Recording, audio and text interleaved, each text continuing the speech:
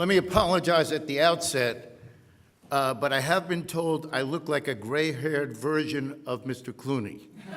So those of you expecting him, perhaps I'm a kind of a replica. This is a very unique and very nice experience for me in many ways.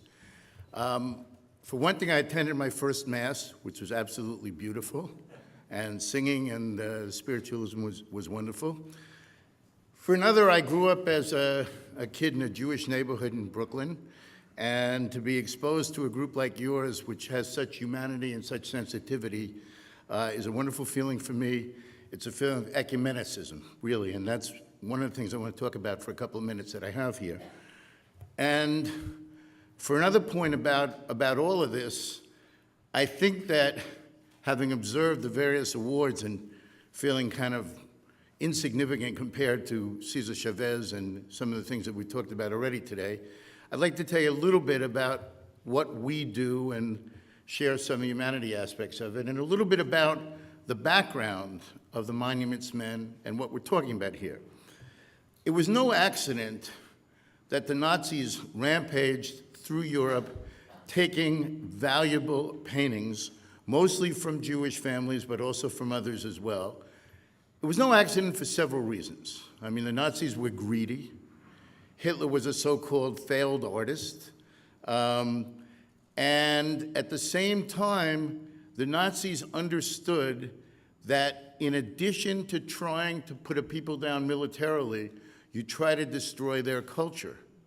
And it was very important to the Nazis that when they went into any country, that they undermined the culture and redid things. You know, those of you who've studied World War II history, for example, the Germans reset the clocks to German time because they tried to get rid of all the vestiges of non-German life anywhere they invaded, any place they took over.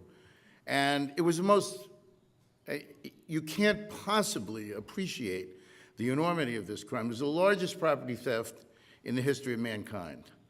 And, you know, billions of dollars in terms now. And although the Monuments Men did a great job, obviously, during the war, and they were very supported, not only by FDR, but by General Eisenhower and General Bradley. There's a couple of pictures. I wanted to thank Molly for putting all this together. A few pictures you can look at later in the book that we got from National Archives, which show Eisenhower and Bradley days after the very serious and very troubling invasion of Normandy. You know, everything was happening at once, and everything was kind of difficult, very difficult. We lost a lot of people there. But days later, they're going through the salt cellars with the Monuments Men, looking at paintings and looking to restore culture and doing everything they can. There's lots of military orders from Eisenhower about how you should go around a particular cathedral, should be very careful for artifices or anything else like that, because it was so important to preserve and restore the culture. And as far as the Jewish people were concerned, obviously we suffered and got hit very, very hard. And the restoration of the culture was important in terms of the restoration of a people. You know, so many of us had died, but at the same time, there was some culture left. I could tell you, I have practiced law for 45 years. I have never had the same experience that I had the afternoon that my partner and I went to see Mrs. Altman, our client in the Gustav Klimt case that we won before the Supreme Court, and said, you know what, you won.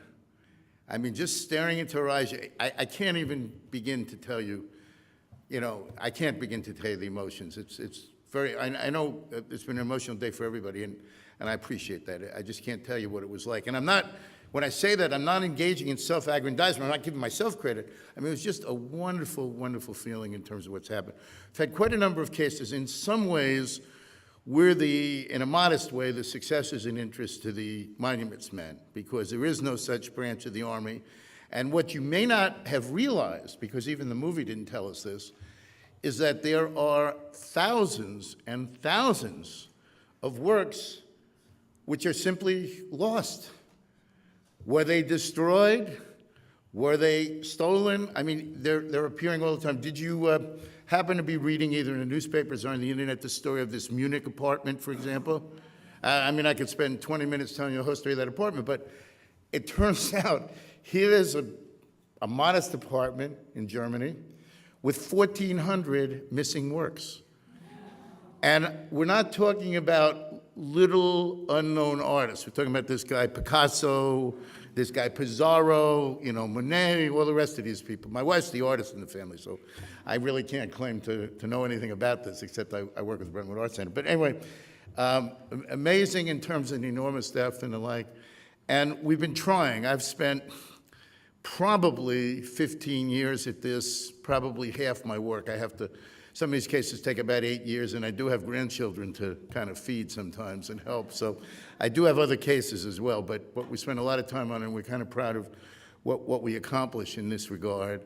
And it's, well, the best way to describe it to you is to quote one of the most evil men on the face of the earth, Heinrich Himmler, the awful Nazi. In the early days, when they started their extermination program, he was asked by someone working under him, just a curious question, not a humanitarian question, because these Nazis had no human aspects to their lives anymore. But one of his associates said to him, Mr. Himmler, we could see killing the men because they might come back and be part of an army or an underground. We could see killing the women because they'd give birth to. But why do you kill the babies? What are you doing here? Why are you throwing infants against walls and things like that? And his answer was, if we don't kill them now, their grandchildren are going to come back years from now and try to get culture back for their society. You know where my grandparents lived? Anyway, end of story. Very proud to be here. I thank you very much. I'm in a very unique position because I'm the presenter and the presentee. Okay? So I'd like to present to the Monuments Men this award. On behalf of the Monuments Men.